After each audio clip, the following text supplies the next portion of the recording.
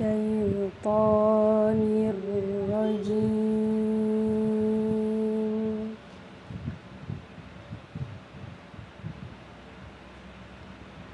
بسم الله الرحمن الرحيم.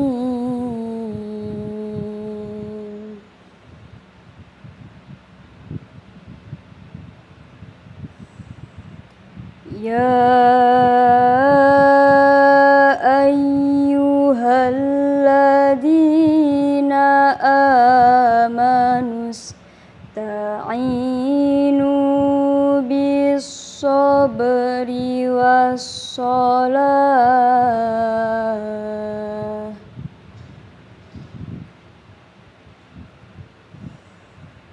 إن الله مع الصابرين.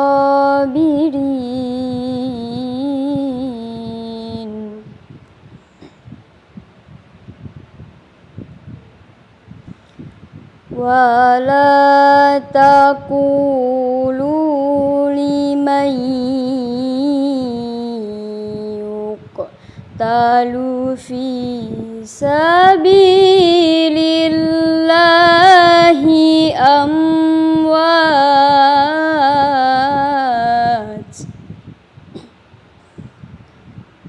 بل أحياء ولكن لا تشعرون.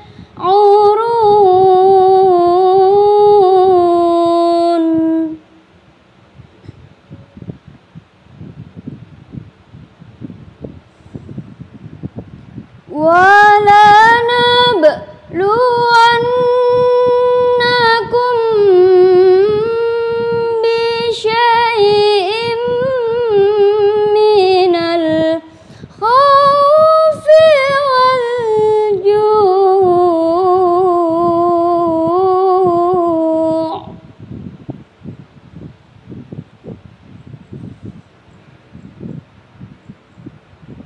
من الخوف والجوع ونقص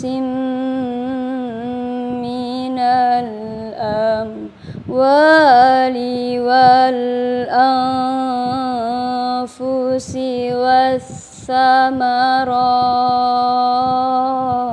والثمرات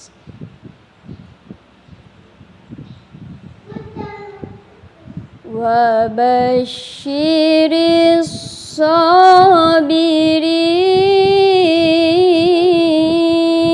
الصابرين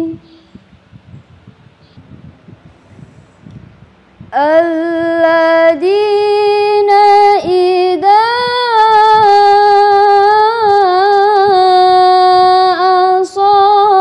أصابتهم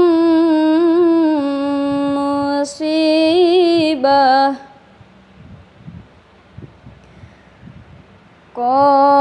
قالوا إنا لله وإنا إليه راجعون.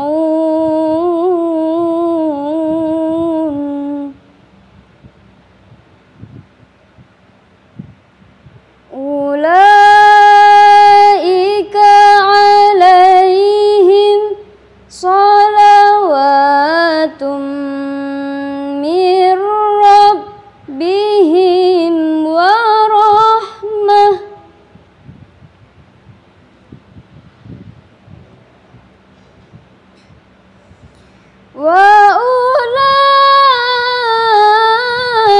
وأولئك هم المهتدون.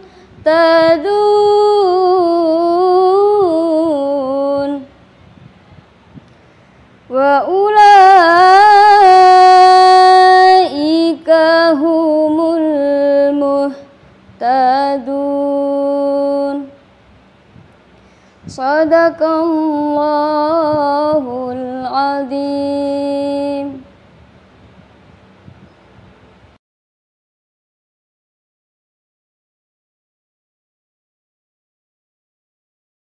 Assalamualaikum warahmatullahi wabarakatuh. Waalaikumsalam warahmatullahi wabarakatuh. Bismillahirrahmanirrahim.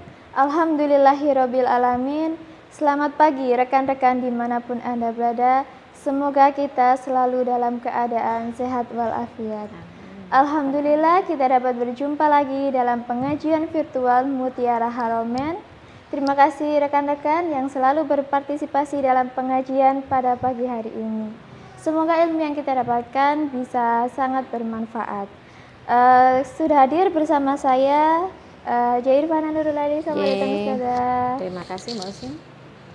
Mengulas sedikit pada pertemuan sebelumnya, kita sudah membahas tentang perintah sholat pertama kali oleh Nabi Muhammad SAW melalui peristiwa Isra Mi'raj, dan kemudian pertemuan selanjutnya tentang tata cara sholat yang baik dan benar. Memang seputar sholat itu tidak ada henti-hentinya untuk kita bahas. Banyak sekali pembahasannya. Pada sebelumnya kita sudah mendengarkan sepenggal ayat Al-Quran, yaitu surah Al-Baqarah ayat 153 sampai 157 tentang sholat. Pada pertemuan pagi hari ini kita akan membahas dengan tema hikmah dan manfaat dalam melaksanakan sholat. Apa saja hikmah yang dapat kita dapatkan dan manfaatnya dalam melaksanakan sholat. Untuk waktu dan tempat saya persilahkan. Terima kasih Mbak Usim. Bismillahirrahmanirrahim. Assalamualaikum warahmatullahi wabarakatuh. Waalaikumsalam. Alhamdulillahirabbil alamin. Wabihi nasta'inu ala umurid dunya waddin. Wassalatu wassalamu ala asyrafil anbiya'i wal mursalin. Sayyidina wa maulana wa habibina Muhammadin sallallahu alaihi wasallam. Nasta'inuhu wa nastaghfiruhu wa na'udzu billahi min syururi anfusina wa min sayyiati a'malina. May yahdihillahu fala mudhillalah wa may yudlil fala hadiyalah. Amma ba'du. Para pemirsa yang dirahmati oleh Allah, pada pagi hari ini, pagi yang sangat cerah dan bertabur barokah. Tiada untayan kalimat yang patut kita curah kecuali ungkapan syukur yang tiada tara. Kehadirat Ilahi Robbi, Sang Penguasa Jagat Raya, Sang Penabur cinta, khususnya kepada kita yang telah bergabung pada pengajian virtual Mutiara Haromain PT An-Namiro Travelindo. Salawat serta salam marilah kita curah limpahkan kepada junjungan kita Nabi besar Muhammad sallallahu alaihi wasallam. Dan tak lupa kita selalu merindukan syafaatnya sampai hari kiamat. Hadirin yang kami hormati dan para pemirsa yang dirahmati oleh Allah. Pada kesempatan sebelumnya tadi sudah diulas oleh MC kita, Mbak Osim. Kita menjelaskan tentang perintah sholat yang pertama kali diterima oleh Nabi Muhammad SAW melalui peristiwa Isra dan Mi'raj. Jika peristiwa Isra adalah perjalanan Nabi Muhammad dari Masjidil Haram menuju Masjidil Aqsa atau Baitul Maqdis. Sedangkan peristiwa Mi'raj adalah perjalanan Nabi Muhammad dari Baitul Maqdis naik tangga menuju langit yang ketujuh, yakni Sidratul Muntaha. Dilanjutkan dengan pertemuan berikutnya, kita ulas tata cara sholat melalui syarat sahnya sholat dan rukun-rukunnya sholat. Jika syarat sahnya sholat waktu itu kita sebutkan, yang pertama yakni Islam, baligh, berakal, dan lain sebagainya. Dan tata cara sholat atau rukun-rukun sholat ada 13, yang kurang lebih yang pertama yakni niat. Yang kedua, berdiri bagi yang mampu. Yang ketiga, takbiratul ihram, membaca Fatihah dan ditutup dengan salam dan tertib. Begitu ulasan sebelumnya. Sebelum hari ini kita jelaskan bersama, akan kita ulas bersama, yakni hikmah dan manfaat apabila seorang muslim mengerjakan sholat dengan benar. Dan di dalam Islam, perintah atau ibadah sholat ini memiliki kedudukan yang istimewa di dalam syariat agama Islam. Dan di dalam Al-Quran dan hadis banyak disebutkan hikmah-hikmah atau manfaat-manfaat yang dapat diambil dalam melaksanakan sholat dengan baik dan benar. Tentu dengan syarat sah dan rukun-rukun yang telah kita sebutkan sebelumnya. Adapun jika melaksanakan sholat dengan benar dan sebaik-baiknya, terutama dengan khusyuk, maka akan mendapatkan ketenangan jiwa, ketenangan hati, sehingga dapat menambah semangat dan gairah dalam hidup. Satu lagi yang perlu kita ketahui, salah satu hikmah dalam melaksanakan sholat yakni dapat menghapus dosa-dosa kita, yakni baik disengaja maupun tidak disengaja. Mengutip dari sebuah buku yang berjudul Kitab Lengkap Panduan Sholat karya Muhammad Khalilullah dan Abdur Rahim, ada 6 hikmah yang perlu diketahui oleh seorang muslim yang didapat dalam melaksanakan sholat dengan khusyuk. Yang pertama yakni sholat itu adalah mencegah dari perbuatan keji dan mungkar. Seperti yang disebutkan dalam surat Al-Ankabut ayat 45. A'udzu billahi minasyaitonir rajim. Bismillahirrahmanirrahim. Inna sholata tanha 'anil fakhsya'i wal munkar. Sesungguhnya sholat itu mencegah dari perbuatan keji dan mungkar. Secara rasional, mari kita pikirkan.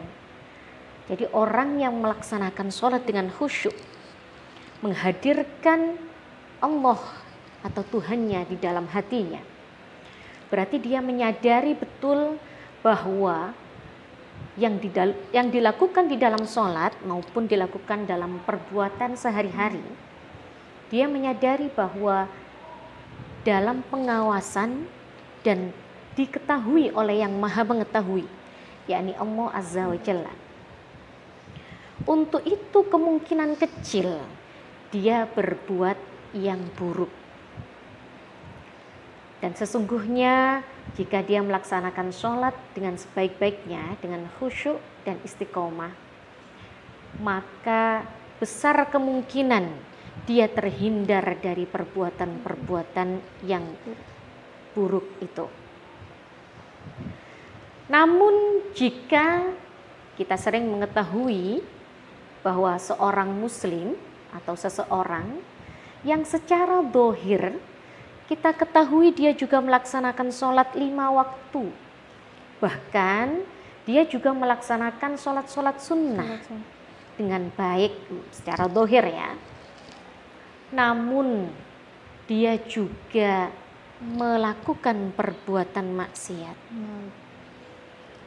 Itu artinya seorang muslim ini atau seseorang ini belum dapat menghadirkan hati, menghadirkan Tuhannya, menghadirkan Allah di dalam hatinya, sehingga sholat yang dia lakukan termasuk sholat yang sia-sia karena tidak dapat mencegah perbuatan maksiat yang dia lakukan.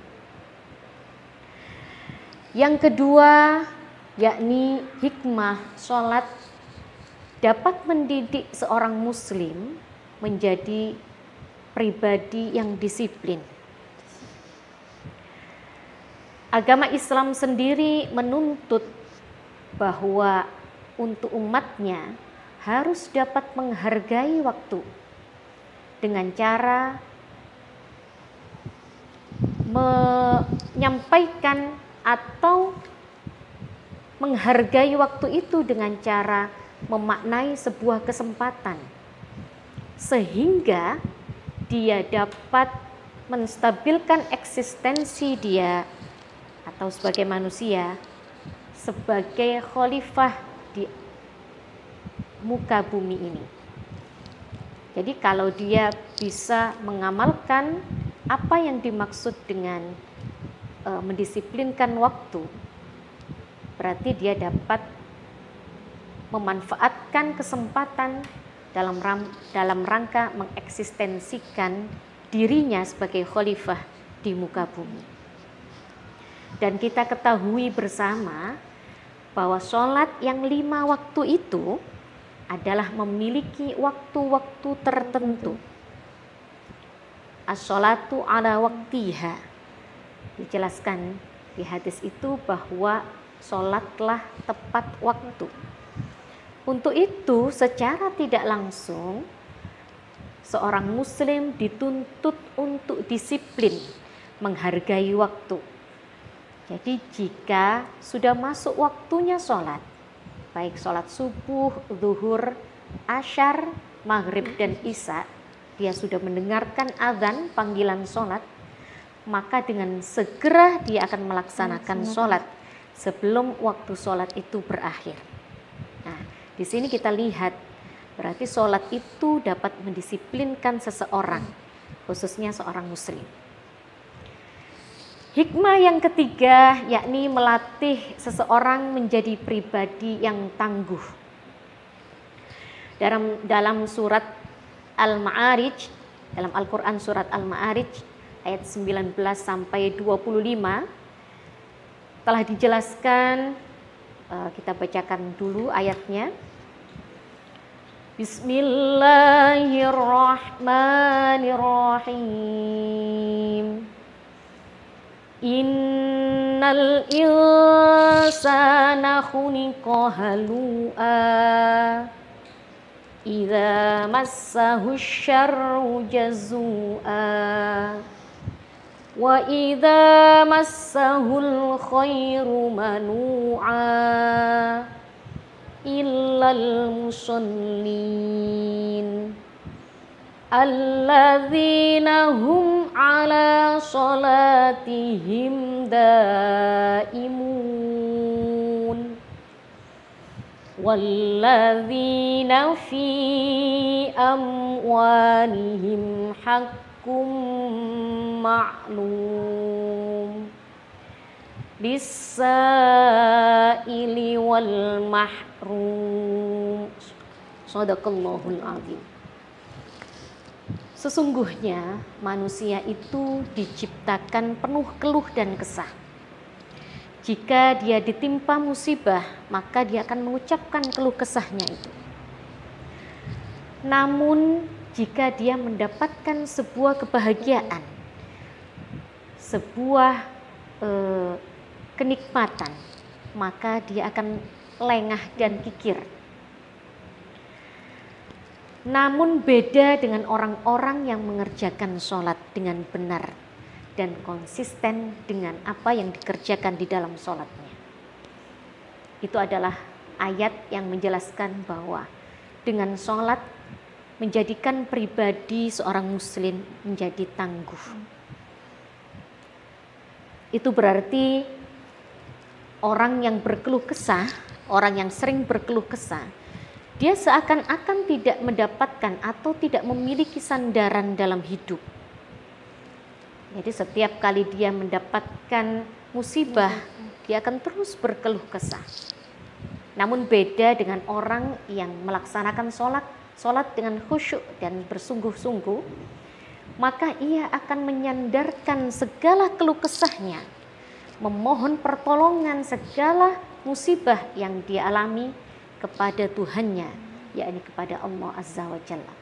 Dia sampaikan sekali lagi seperti pengertian sholat yang pernah kita jelaskan, bahwa sholat itu adalah media seorang muslim untuk berkomunikasi dengan Tuhannya.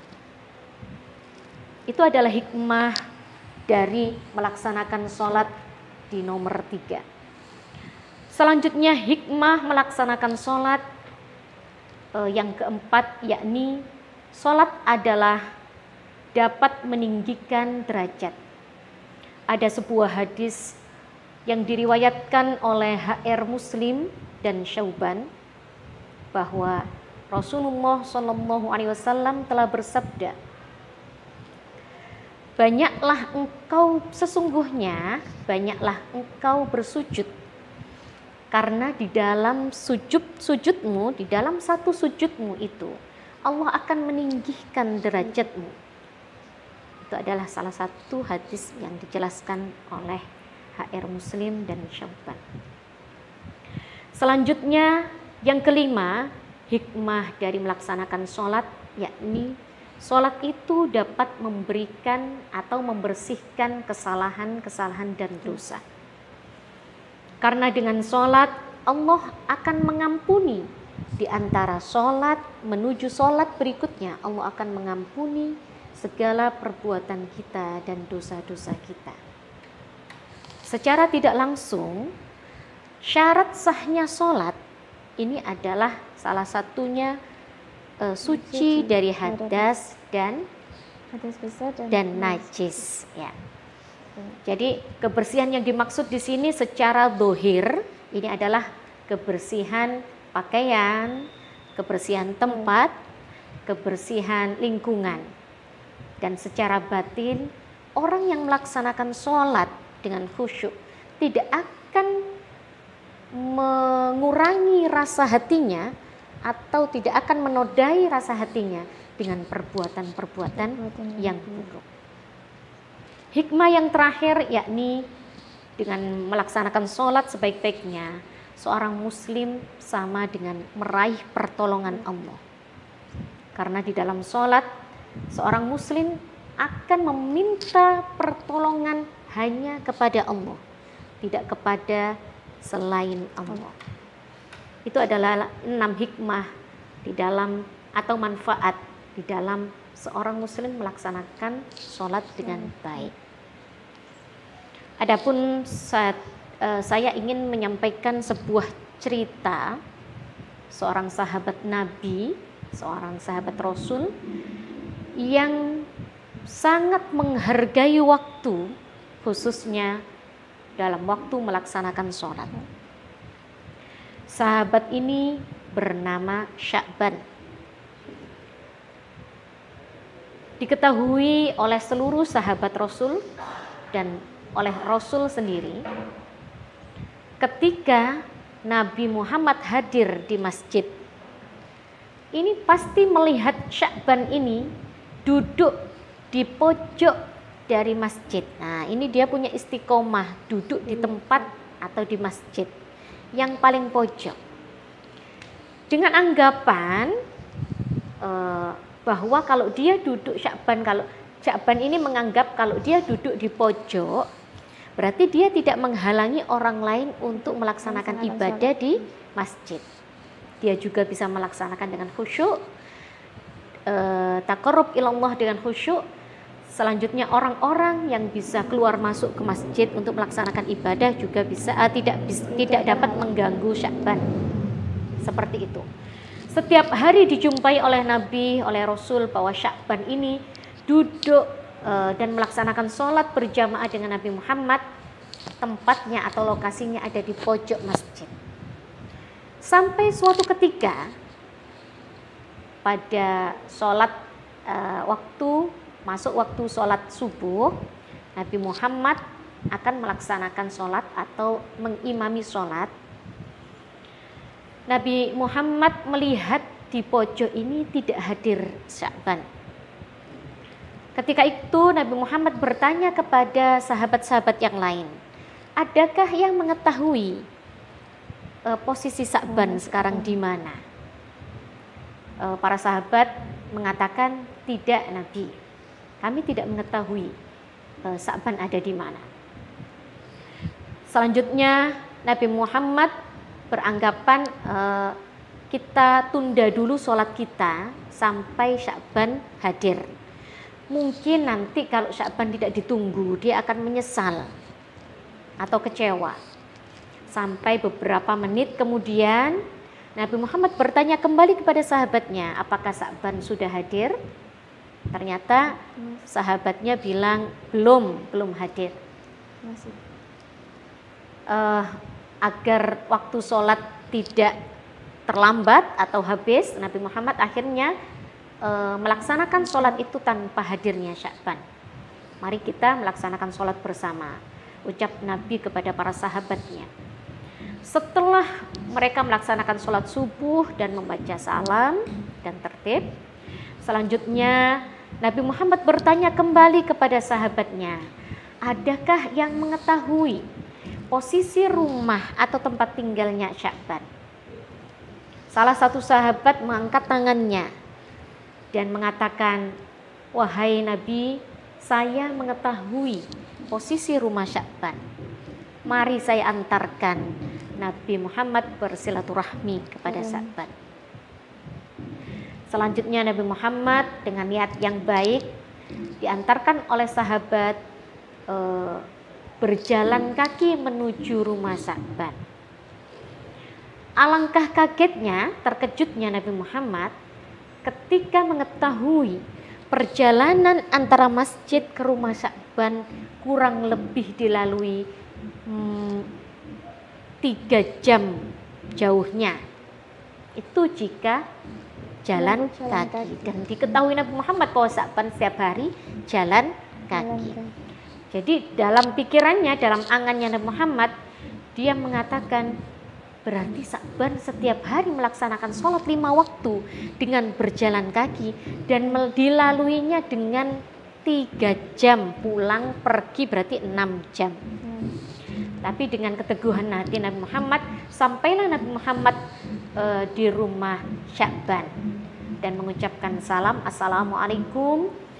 Yang menjawab salam berikutnya adalah istrinya Sya'ban, seorang perempuan yang mengatakan, waalaikumsalam warahmatullahi wabarakatuh. Wahai Nabi, ada apa gerangan sampai hadir ke rumah kami? Nabi Muhammad mengatakan, di manakah Sya'ban? Saya ingin bertemu dengan Sya'ban. Istrinya menangis sesenggukan dan mengatakan, Sya'ban sudah meninggal tadi pagi. Nabi Muhammad mengatakan, inna lillahi wa inna ilaihi roji'un. Berarti ketidakhadiran Sya'ban di dalam sholat berjamaah itu dikarenakan dia meninggal dunia. Karena dalam sejarahnya Nabi Muhammad tidak pernah tidak melihat Sya'ban di dalam masjid itu dalam melaksanakan sholat berjamaah. Namun wahai Nabi, sebelum ajalnya datang, dia mengatakan 3 hal. Yang pertama, aduh kok kurang jauh. Yang kedua, aduh kok kenapa tidak yang baru? Dan aduh kenapa kok tidak semuanya? Dengan berteriak, apakah gerangan itu maksudnya dari Sya'ban mengatakan itu wahai Nabi? Nabi Muhammad dengan mukjizatnya mengetahui bahwa dan menceritakan bahwa sebenarnya yang pertama dikatakan oleh Sya'ban, aduh kenapa kok kurang jauh? Ternyata sebelum ajal seseorang dihadirkan oleh Allah, Allah memperlihatkan perjalanan hidup di masa ia dari kecil sampai dengan dewasa, sampai menuju ajalnya. Disitulah Sya'ban diberitahu atau diperlihatkan oleh Allah bagaimana nikmatnya, pahalanya ketika dia berjalan kaki sejauh 3 jam dari rumah menuju masjid. Sehingga Sya'ban mengatakan, aduh kurang jauh.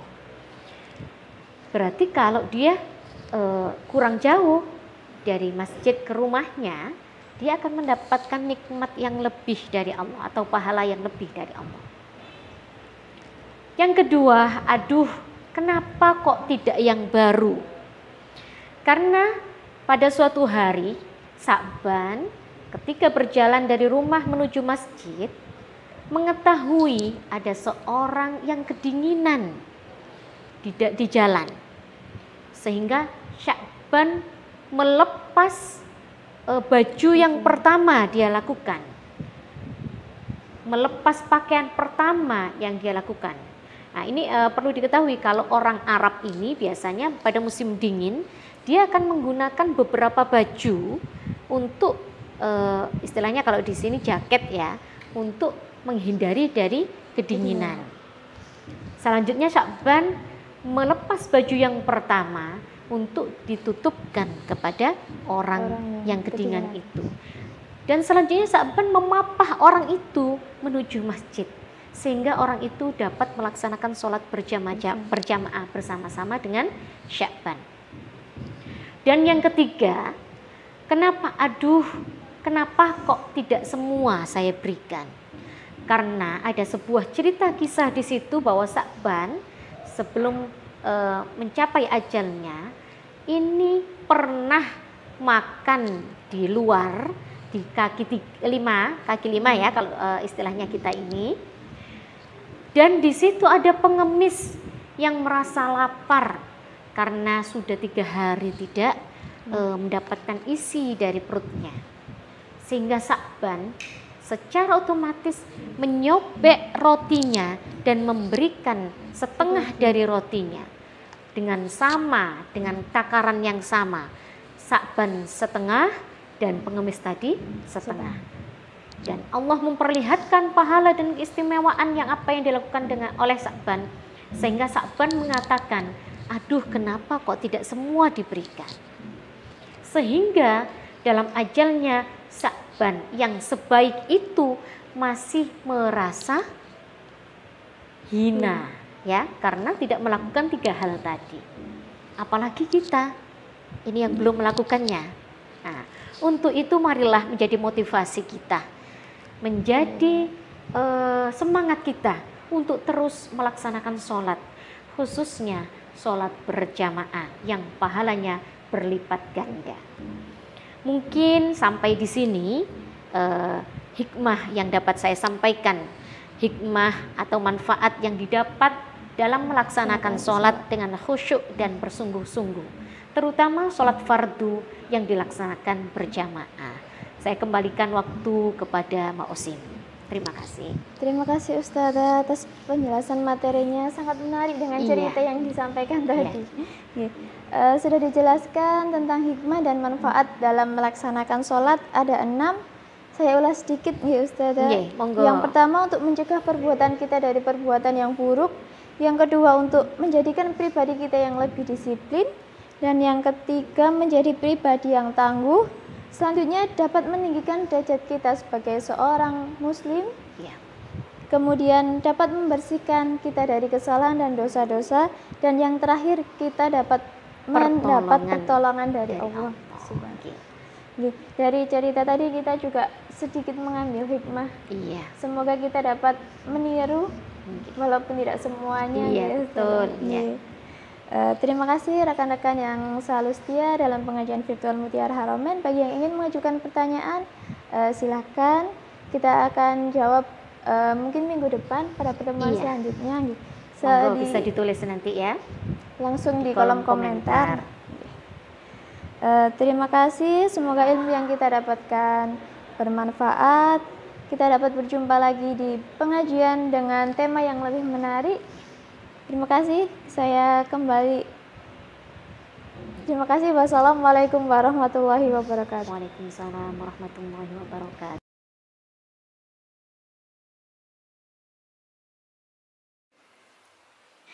Ya Habibal Qalbi, ya Khairal Baraya, ya li ji'ta رسول الهداية يا حبيب القلب يا خير البرايا يا لي جئت بالحق رسول الهداية يا رسول الله يا حبيب الله يا رسول الله يا حبيب الله